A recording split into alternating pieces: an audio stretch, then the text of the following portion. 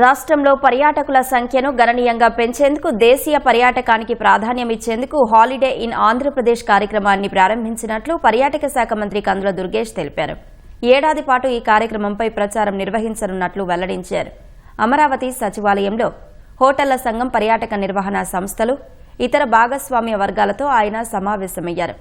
విదేశీ పర్యటనలొద్దని, దేశీయ పర్యాటకాన్ని ప్రోత్సహించి ఆర్థిక వ్యవస్థను బలోపేతం చేయాలనే ఉద్దేశంతో ఈ కార్యక్రమాన్ని చేపట్టామని తెలిపారు. తిరుపతి, అరకు, విశాఖ తీరం వంటి ప్రాంతాల్లో వివాహ వేడుకల నిర్వహణకు ప్రత్యేక సౌకర్యాలు, ప్రోత్సాహకాలు ఇస్తామన్నారు. పర్యాటక ప్రాంతాలను జాతీయ, అంతర్జాతీయ స్థాయి సదస్సులు, వ్యాపార సమావేశాల నిర్వహణకు అనువుగా అభివృద్ధి చేస్తామన్నారు.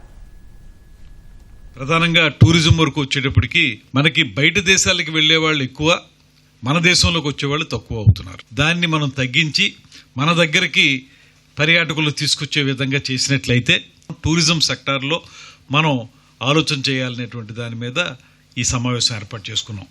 అందులో భాగంగానే హాలిడే ఇన్ ఆంధ్రప్రదేశ్ అనేటువంటిది ఒక క్యాంపెయినింగ్ని, ఒక సంవత్సరం పొడుగునా కూడా ఈ క్యాంపెయినింగ్ని ఒక ఉద్యమం రూపంలో తీసుకువెళ్లాలనేటువంటి ఆలోచన చేస్తా ఉన్నాం.